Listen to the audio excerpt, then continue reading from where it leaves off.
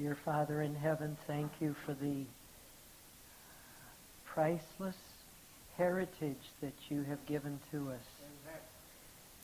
Thank you for our ancestors that breathed liberty, that breathed freedom of conscience.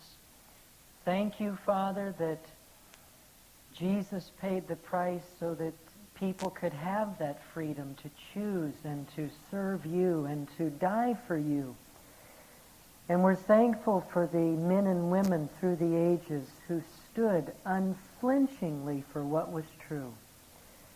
We're thankful for our heritage and for those settlers that came across and braved the waters of the Atlantic Ocean to have religious freedom.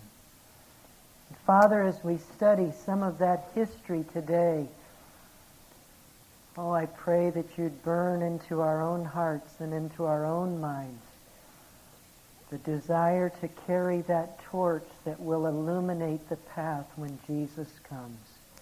In his name we pray. Amen.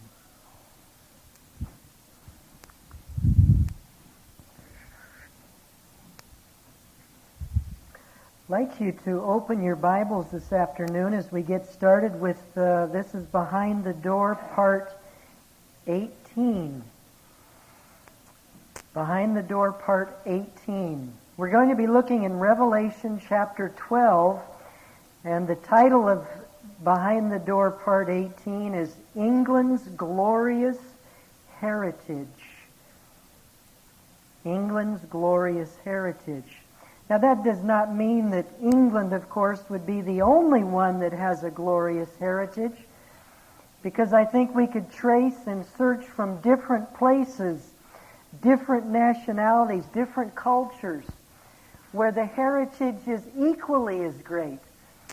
But I just simply chose this one because of some rather familiar historical things that happened, and so that we might understand them in light of Bible prophecy. Revelation 12, verses 13 through 16. It says, "And when the dragon saw that he was cast to the earth, he persecuted the woman which brought forth the man-child. And to the woman were given 2 wings of a great eagle, that she might fly into the wilderness, into her place, where she is nourished for a time and times and half a time from the face of the serpent."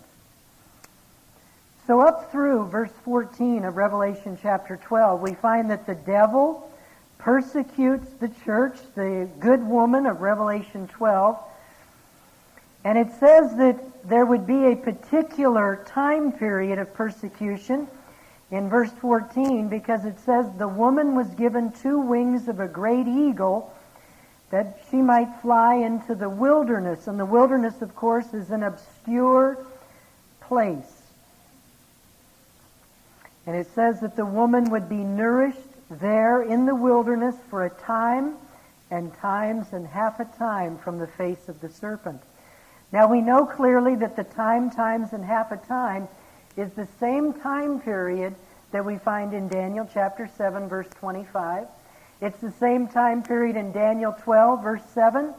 And then that same period is mentioned 5 times in the book of Revelation. And that, of course, is the period of 1,260 years. So it says that God's church would go into obscurity for a period of 1,260 years.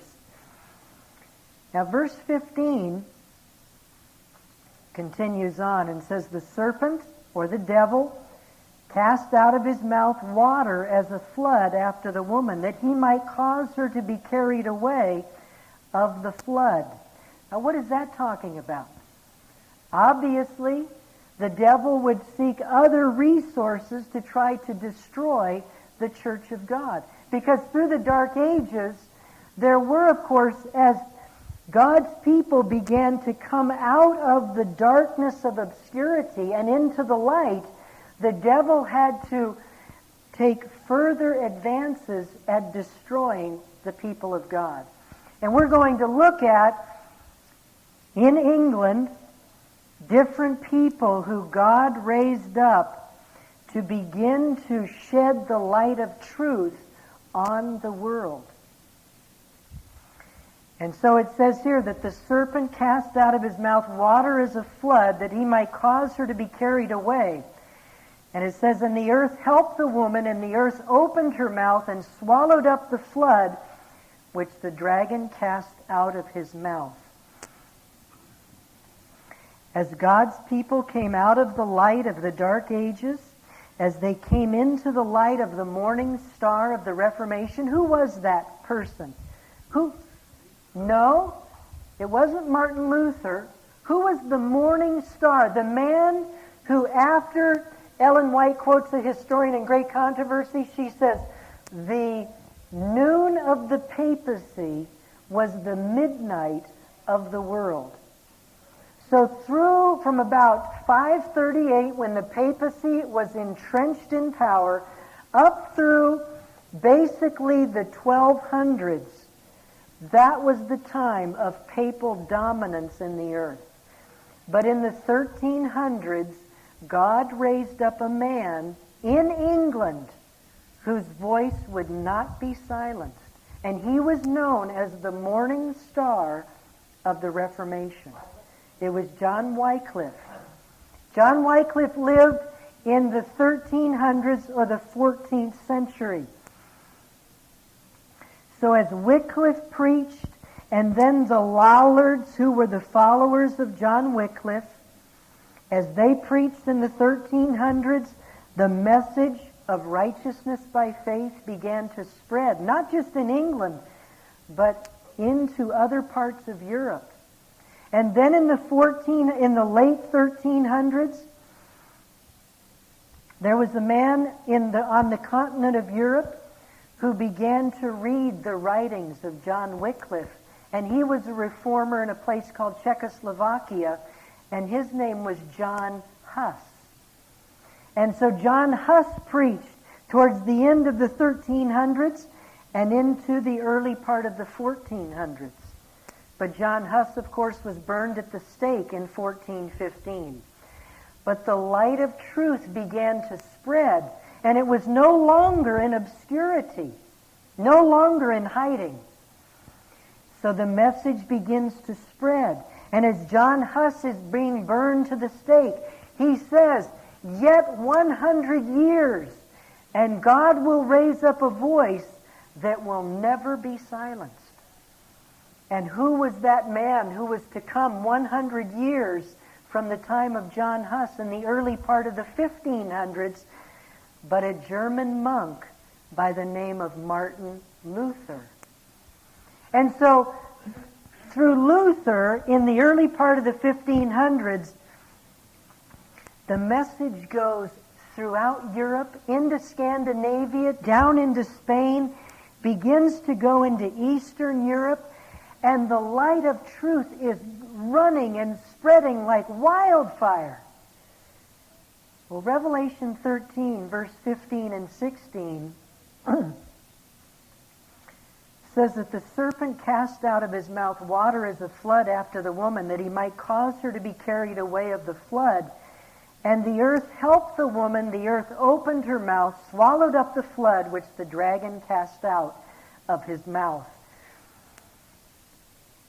As the Reformers' message spread throughout Europe, the papacy and the Jesuit order that was created in the early part of the 1540s, they weren't about to stand by and watch this go to all of Europe without trying to stop it. So they began to control various kings and to destroy the Protestant Reformation. And the Bible declares that the devil sought to bring in a flood to destroy the church. But it says that the earth helped the woman and opened her mouth and swallowed up the flood which the dragon cast out of his mouth. Well, as a result of persecution, what did a lot of people who were being persecuted, what did they do? They sought for other shores. They sought for a new world where they could go and worship God according to the dictates of their own conscience. And so we see many, many thousands of people coming across the Atlantic and making their homes in the 13 colonies. Now, what I'd like to do for the rest of our time here today is look at, specifically in England, a few of the major events that transpired after Luther that where we see Protestantism and Jesuitism or Catholicism going head to head with each other. First off, after Martin Luther, of course, nailed the 95 Theses on the door at Wittenberg, and the gospel began to spread, there were, of course, in England, various people that were studying at the big colleges there, like Oxford and Cambridge. And one of those people was a man by the name of William Tyndale.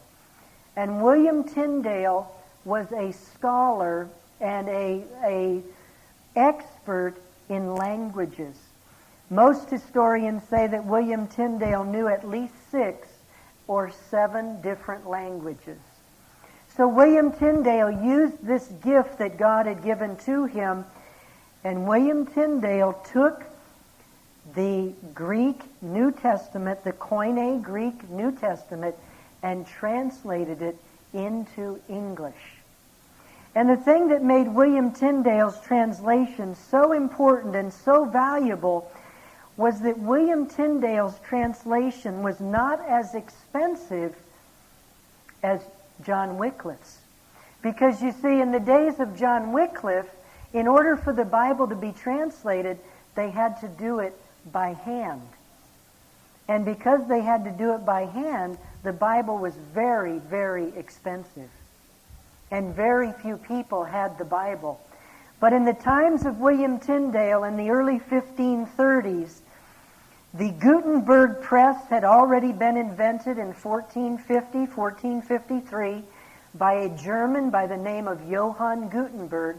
So by the time of Tyndale, printing had made it much cheaper for Bibles to be produced. So William Tyndale's Bible was able to spread in English across the English realm. Now, of course, Henry VIII was not fond of the Bible in England, and so William Tyndale had to flee England, and most of his printings were done in Europe. And they were then put into sacks of grain, sent across the English Channel in ships, and then merchants who were loyal to the Reformation, they would open their sacks of grain, and deep down, buried inside, would be the English Bible. So that's how the Bible spread in England. Now, Henry VIII opposed it for most of his life through the Catholic influence in England. Finally, when Henry died in 1547, his only son, by the name of Edward, came to power. And Edward, who was a very young man, was heavily influenced by Protestant reformers, and so Protestantism spread in England. But Edward died after only ruling in England for a short 6 years. And in 1553, the only child of Henry VIII's first wife, a woman by the name of Catherine of Aragon, her only child, a girl by the name of Mary, came into power. Catherine was a devout Roman Catholic, as well as her daughter Mary. So when Mary came into power in 1553, Protestantism took a tumble. And for the next 5 years, from 1553 to 1558, many hundreds of Protestants were slain in England.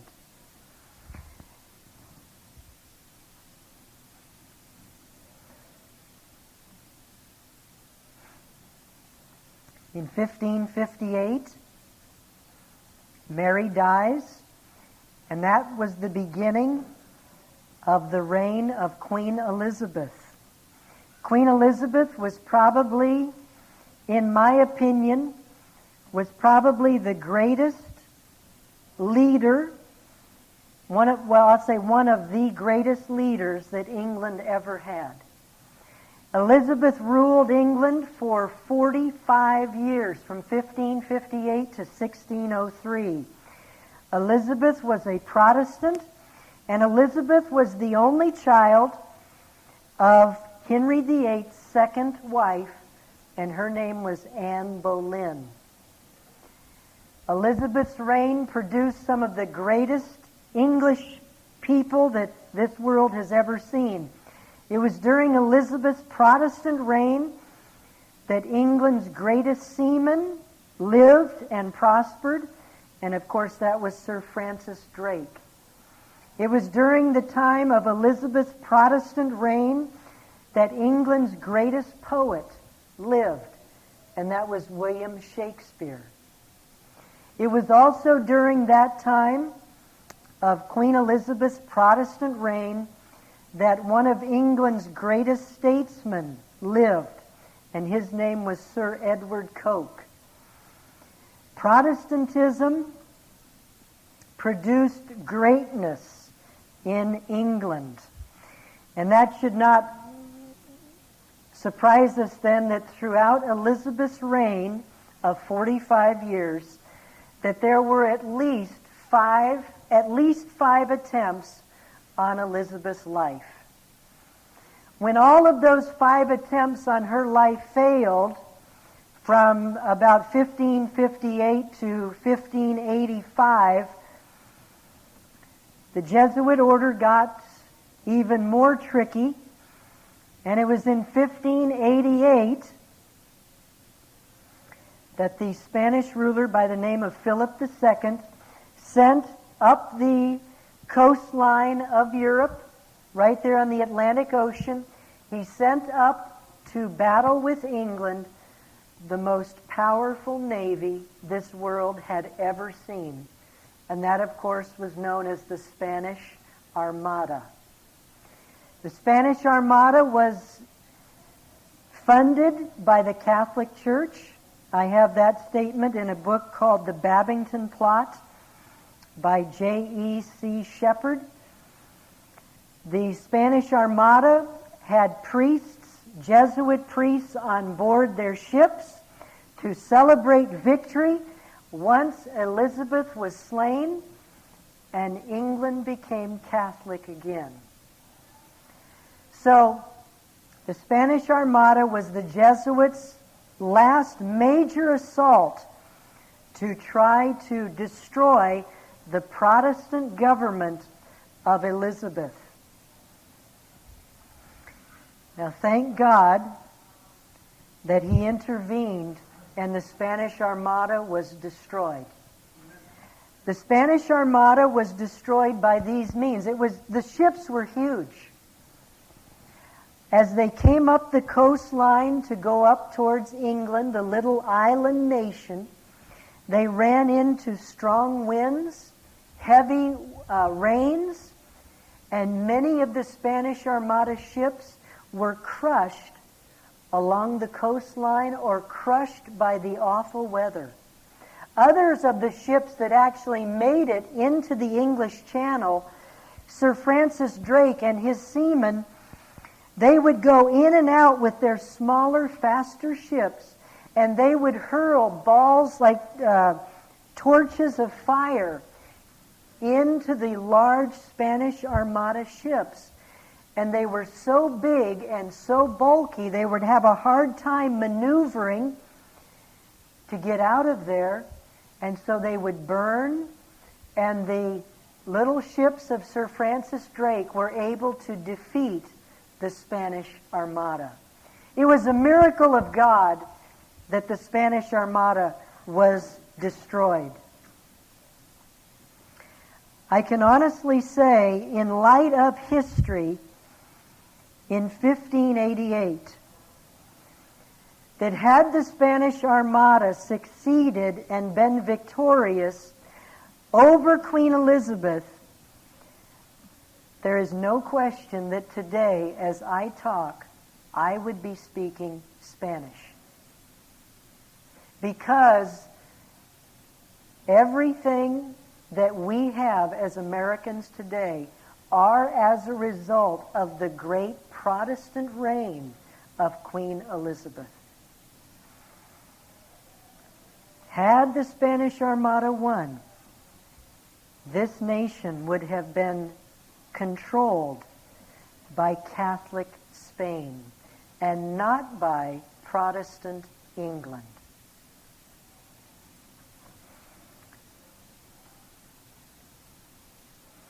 Sir Edward Coke, the great English statesman that I just mentioned a moment ago, he stated this in 1605, a few years after Elizabeth's death.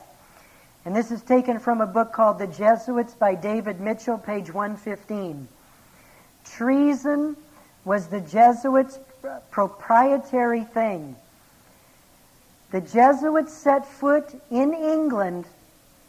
They never passed 4 years without a most pestilent and pernicious treason tending to the subversion of the whole state of England.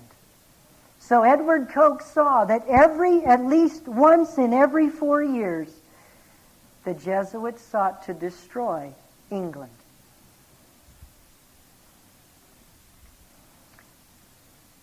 A book called A Popular History of Priestcraft by William Howitt, pages 160 and 161. He stated this: with the continual attempt of these pernicious wretches, the Jesuits, against the liberties of England and the life of Elizabeth, every English reader is familiar.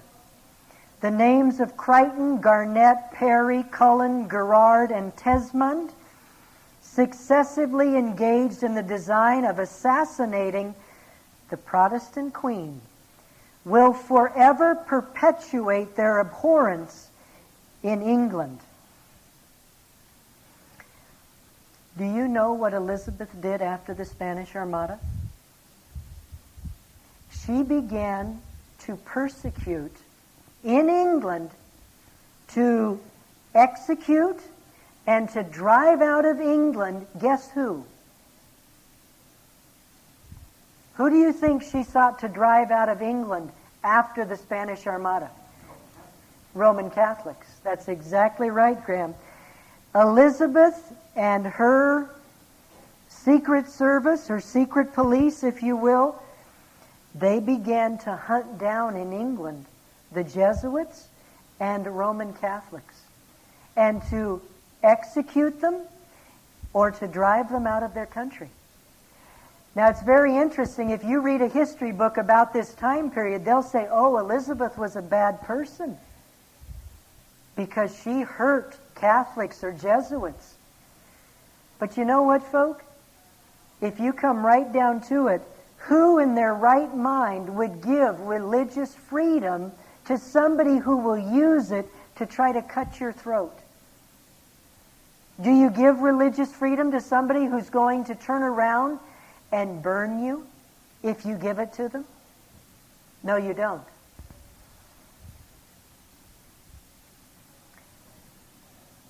So that's what happened in England following the Spanish Armada. Elizabeth, as we said, died in 1603. And in 1603, her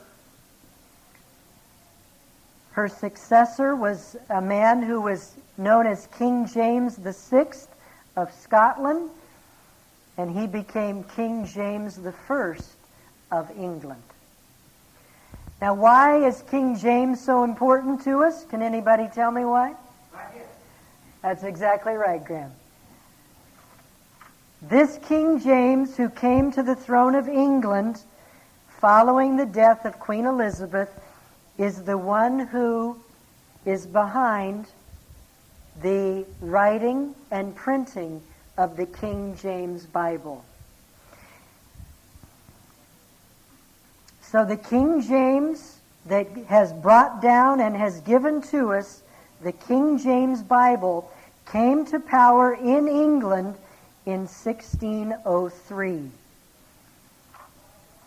Now, because he gave us this kind of Bible, do you think he was Catholic or Protestant?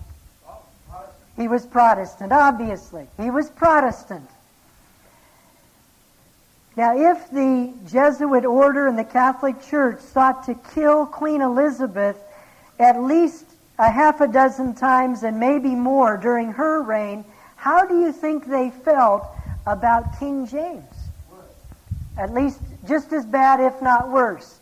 So do you think it's possible that any attempts might be made on his life? Absolutely. If you go over to England today, there is a festival every year on November the 5th. And it's known as, the Guy Fawkes Day. Well, why do England still honor November 5th every single year? They build bonfires and they burn Guy Fawkes in effigy on the bonfire. Okay? They burn Guy Fawkes in effigy every year on November the 5th.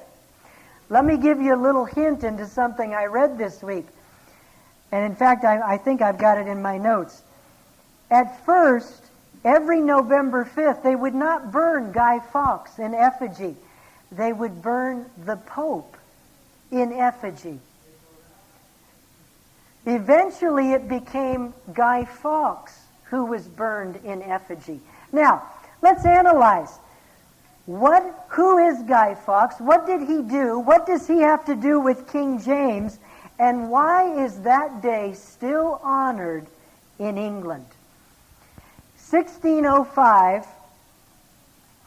November 5th, Parliament and King James I were going to be having a session in Parliament. It reconvenes every November.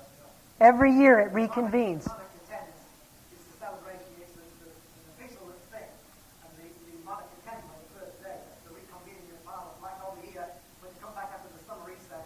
Okay. Same thing. Okay.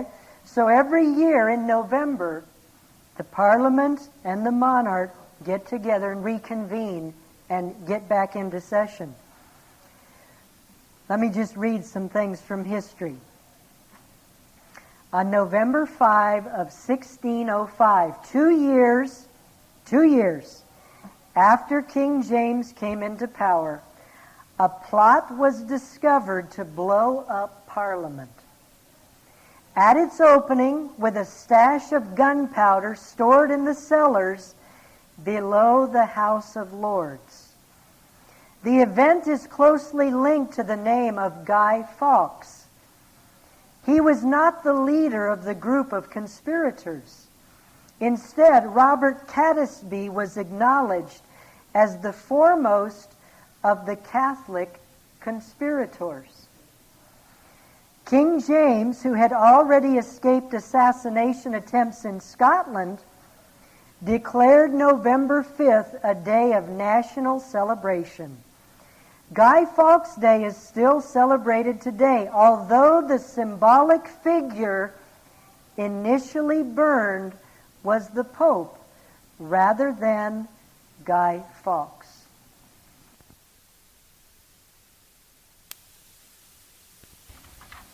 Where do you get that quote from?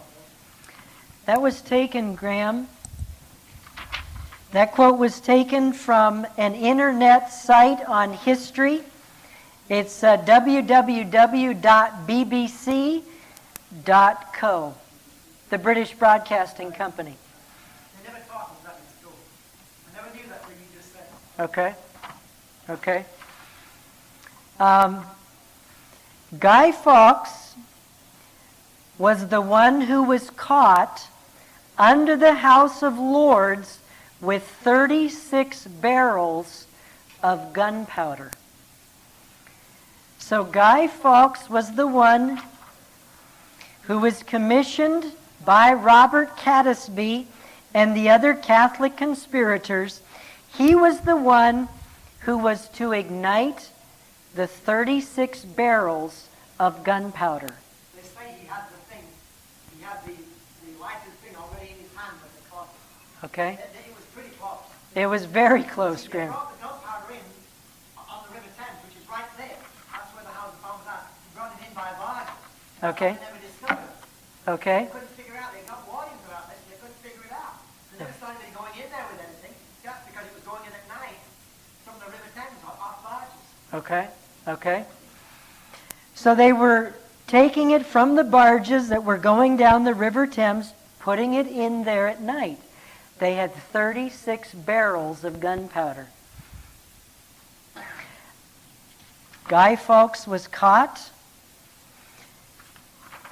and 2 leading Jesuits in England, amongst others, were involved in the conspiracy, and 2 leading Jesuits in England were executed.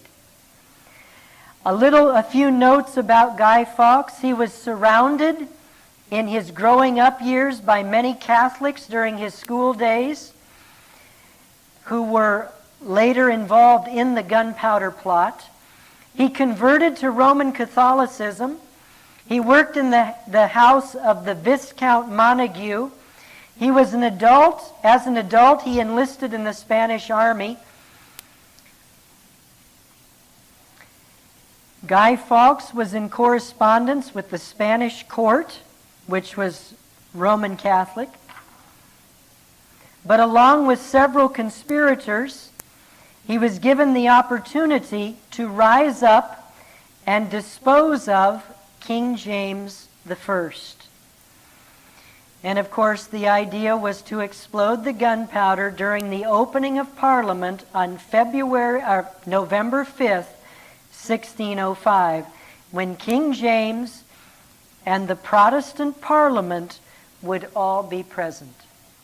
Now, as Graham brought out, Guy Fawkes was about to ignite the 36 barrels. King James, the Protestant leader of England, and all of the Protestant Parliament would have been blown to smithereens. That would have caused insurrection, chaos, and the possibility of an overthrow and a takeover by some Catholic peoples who wanted to overthrow Protestant England.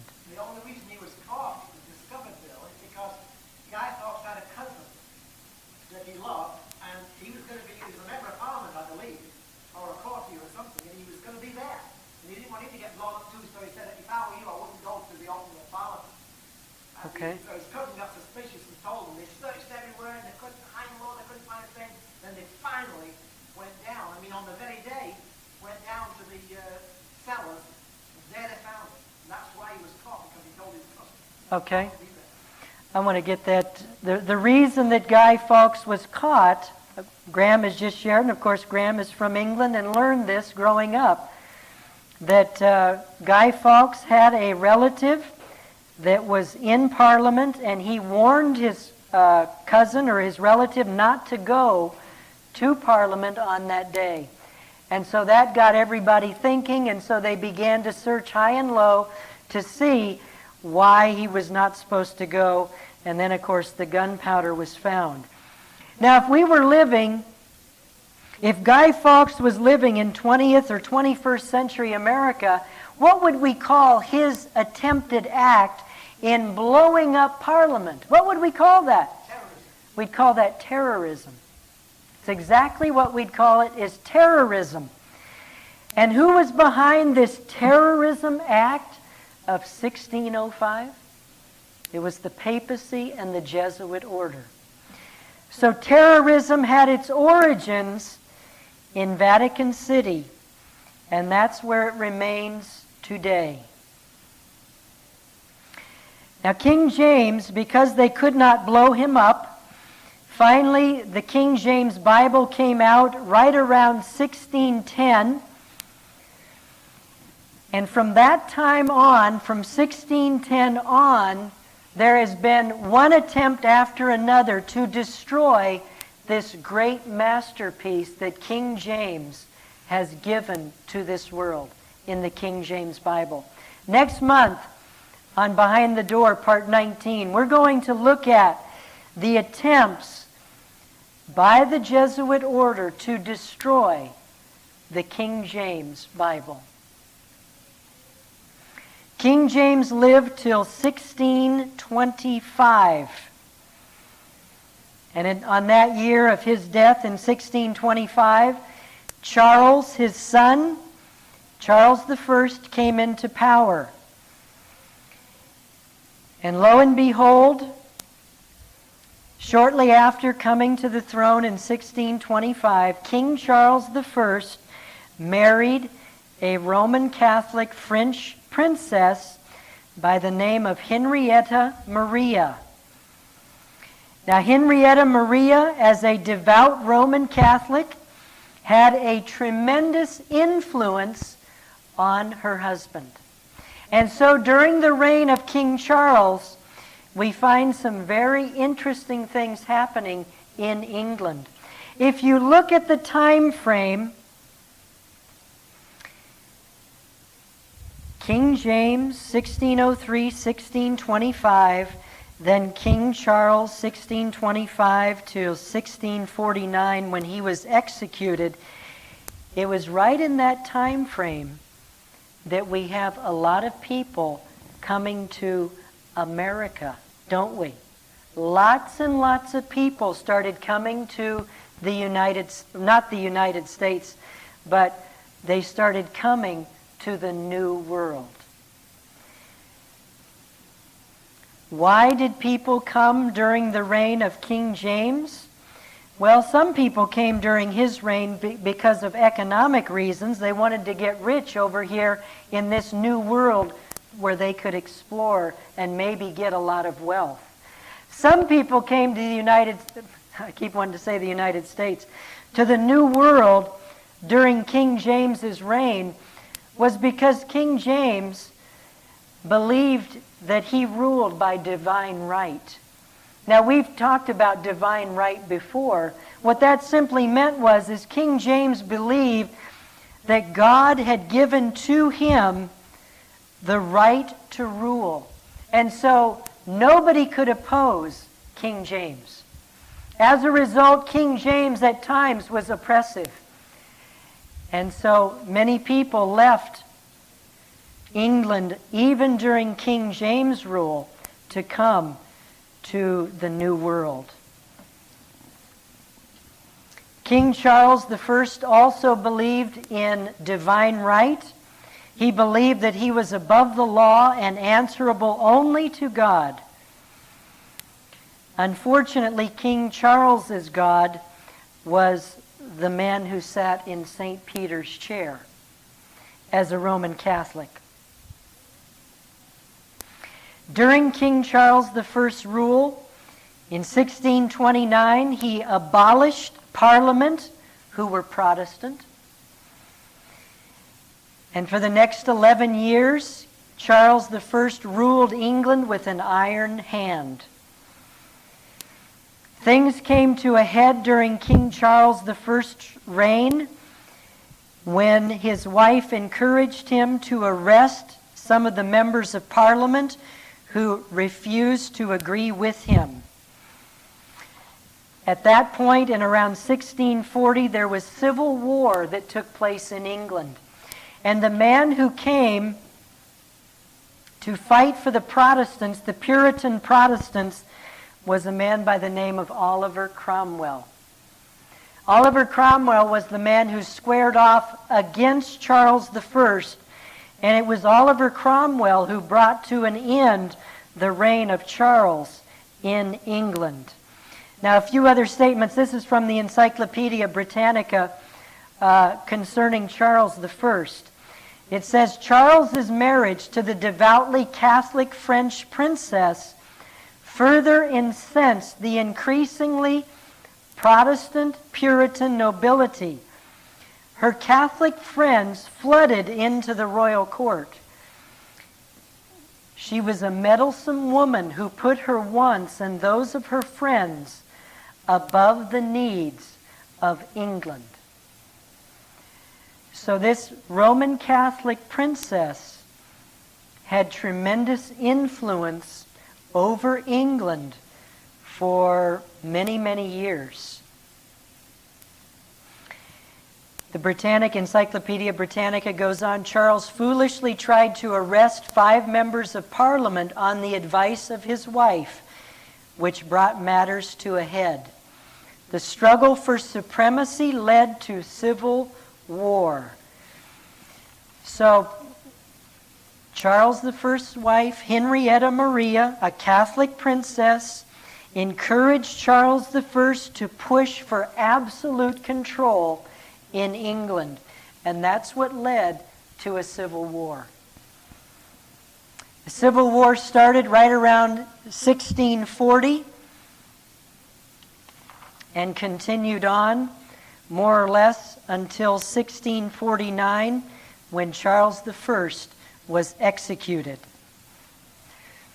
Now we mentioned something about Oliver Cromwell, and I want to take a look at a few things that have to do with him in light of our Protestant Puritan heritage. From the internet on different documents that I think I could find in many, many places, this is what I found about Oliver Cromwell. As a Puritan and as a Protestant, Oliver Cromwell found himself standing firmly with the opposition to Charles I. The Puritans were zealous Protestants. They led the movement, especially in the period of 1640 to 1642, against Catholicism. They were against images. They were not interested in building churches and regarded the importance of the beliefs and behavior of the inner man, not outward observances. The Puritans feared popery, and during the first quarter of the century were forming a large percentage of the English people immigrating to New England. So Oliver Cromwell feared the rise of Catholicism in England. In a book by J.T. Headley called The Life of Oliver Cromwell, pages 61 and 62, we find these words. Oliver Cromwell said, I want men who will bring some conscience to what they do. And I promise you they shall not be beaten. Cromwell thus got around him a group of men who scorned idleness and pleasure, and who submitted cheerfully to his rigid discipline. They bore privations and toils without a murmur. They slept, says Cromwell, slept beside them on the cold earth and shared their hardships. Fighting under the protection of God and for God and religion, they would rush into battle as a banquet and embrace death with rapture. And this body of 1,000 men was never beaten. So Oliver Cromwell was a man of strong discipline. He was a man who opposed Catholicism and feared the rise of popery through Charles I in England.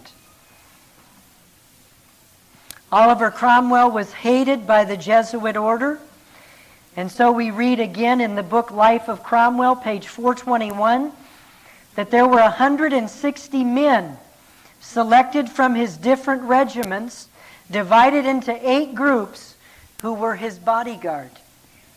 160 men guarded Oliver Cromwell at all times. 10 of whom were always on duty about his person. On these he could rely, and unflinching and bold must be the man, and quick the assassin's knife that could reach him. Oliver Cromwell died a natural death. He died a natural death. It's interesting, though, Oliver Cromwell had many children, and his favorite daughter, known as Lady Claypole, she died of poisoning. She was poisoned to death. In the book again by J.T. Headley called Life of Cromwell, pages 422 and 423, it says, the Lady Claypole, his favorite daughter, was taken sick with a fatal and most painful disease. Her convulsions and cries of distress tore his heartstrings asunder and shook that strong and affectionate nature to its foundations. His kingdom, his power, the commonwealth were all forgotten, as for 14 days he bent over his beloved child. So Lady Claypole was poisoned by the Jesuits in order to get back at Protestant protector Oliver Cromwell. This will give us another window into Cromwell's life. This is talking about the Waldenses, who we all know to have been very, very faithful Christians during the Dark Ages. It says this from the same book, pages 393 through 397. It says, 6 Catholic regiments had been appointed to drive the Vaudois, which is another word for the Waldenses, had been appointed to drive the Vaudois from their homes in the middle of winter.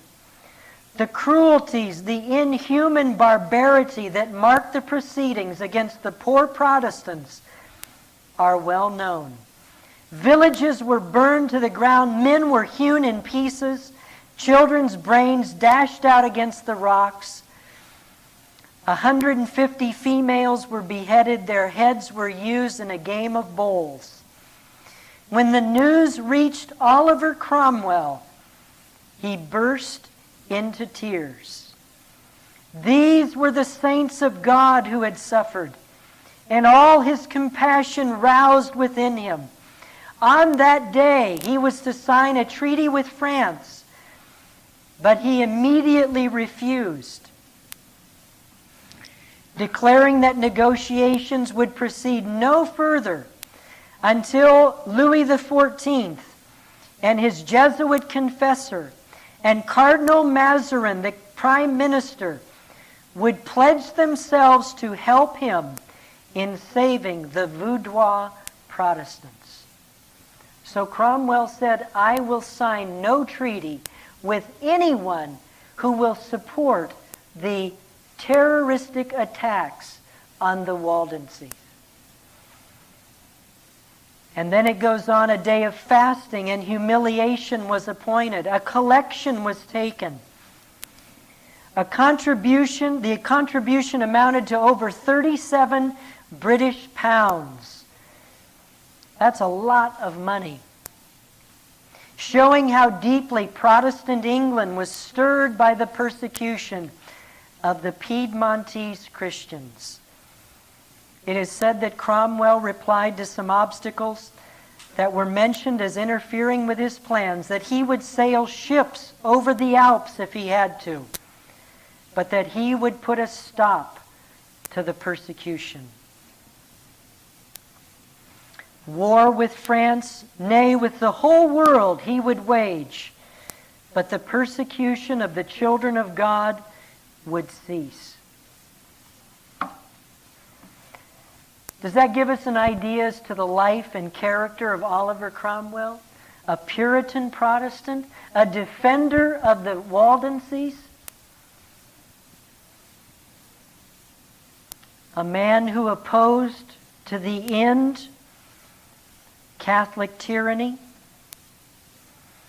Oliver Cromwell was a great Christian Protestant man, and any historical document that will say otherwise is a rewritten fabrication of history by the Jesuit order. That's what it is. Oliver was the champion of Protestantism. He took pains to let the Pope understand that he knew that he was to be at the bottom of all the persecutions, and that if he did not watch out, Oliver Cromwell would see the Pope would see Oliver's ships in the harbor of Civita Vecchia, and he would hear the thunder of Oliver's cannon around the Vatican.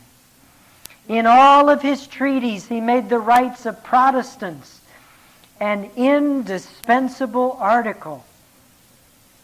He insisted that English merchants in Portugal should be allowed to worship God in their own way. He compelled France to respect the lives of the Huguenots. The Huguenots called Oliver Cromwell their only hope next to God. Thus, the terror of Cromwell's name became everywhere a shield for persecuted Christians. Praise God that he raised up this mighty Christian man, Oliver Cromwell. And what was it that made Oliver Cromwell the great Christian, Protestant, Puritan, defender of God's people, and one who would go after the enemies of God? What made him the man he was? I'll read it to you. It says, on one occasion, while looking at some statues of famous men, he turned to a friend of his and said, "When my statue is made, make mine kneeling." Make mine kneeling. So make my statue kneeling. Because he said, "For thus I came to glory." So Oliver Cromwell, this great Protestant Puritan protector, realized that his power was found in prayer. That's what made him the great Protestant that he was.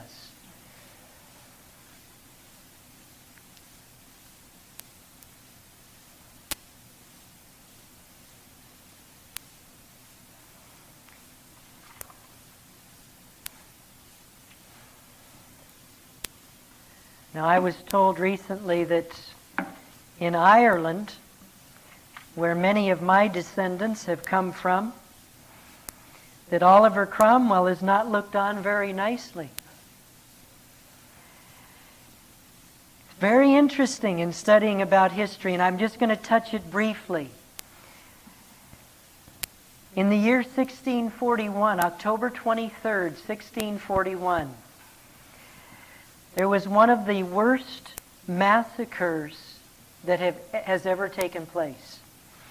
It's been known as the Irish Massacre of October 23rd, 1641. Now, the date is significant because October 23rd is the Roman Catholic feast of St. Ignatius Loyola, the founder of the Jesuit order. So the Jesuit order and the Catholic Church took October 23rd of 1641, and it was on that day that began a most violent persecution of Irish Protestant Christians. They say in the massacre that went on for several years that there were over 150,000 people that were killed. And one author I read this week said, it's so interesting that in history, the history that's written today, there seems to be a historical blackout of what really happened October 23rd of 1641. I wonder who caused the blackout.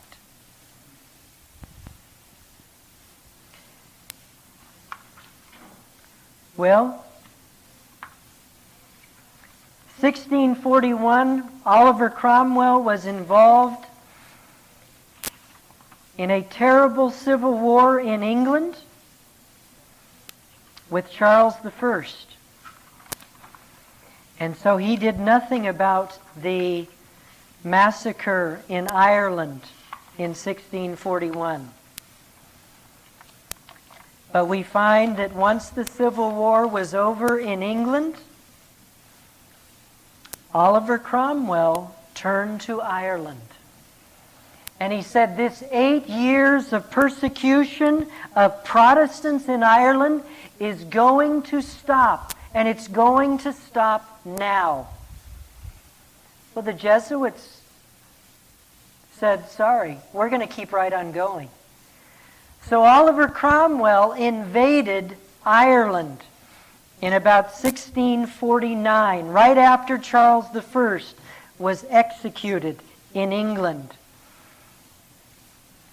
And Oliver Cromwell went in, warned a Jesuit Catholic town by the name of Drogheda, where there were about 2,000 men, women, and children in the city or the town.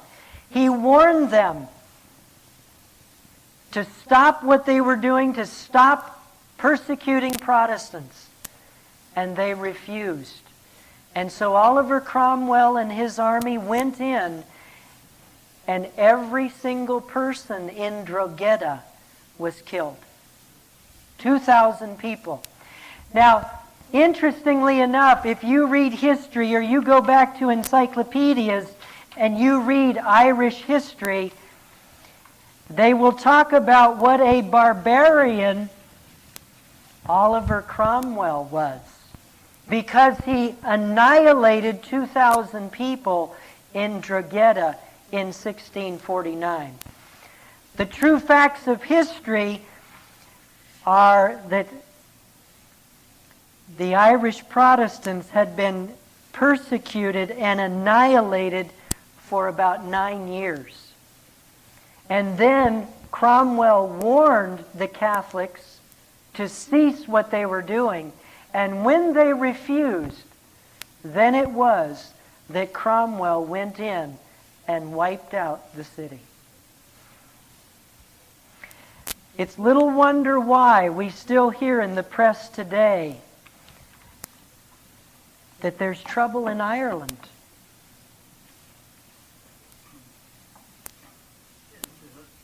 Isn't it this time now the Protestants in Ireland who are persecuting the Catholics? No, Ray.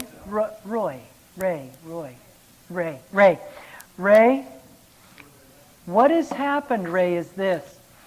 As you can see from history, the Jesuits massacred 150,000 Protestants from 1641 to 1649.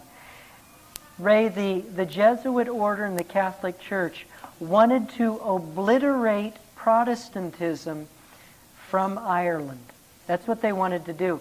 Completely wipe it off the land of Ireland. What has happened since then, Ray, is this. The Protestants who have remained in Ireland, they have not forgotten their history. And they realize if the Catholic Church is allowed to be in the ascendancy and to control Ireland, the Protestants realize they will be killed again.